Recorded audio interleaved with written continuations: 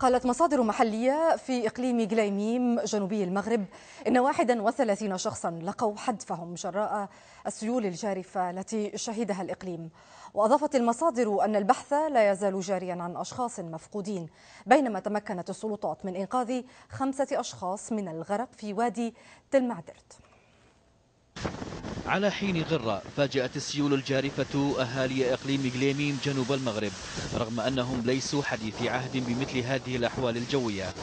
خاطر بعض أصحاب السيارات بعبور بعض الطرق التي غمرتها المياه، لكن النتيجة كانت مأساوية، فالسيول أقوى من أن تحتملها السيارات، ووجد البعض نفسه محاصرا وعلى وشك الغرق.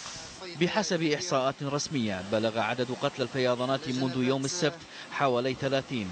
أشد الفيضانات حصلت في وادي تامسورت وفي شمال قليميم، ووادي تلمعدرت هو الآخر شهد سيولا جارفة بفعل الأمطار الغزيرة.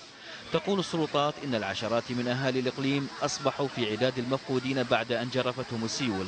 أما مهمة البحث فهي ليست سهلة لأسباب تتعلق باستمرار هطل الأمطار وطبيعة المنطقة الجبلية. الكثير من الأهالي سارعوا للالتحاق بفرق الإنقاذ، لكن الأمل في العثور على ناجين تضاءل كثيرا.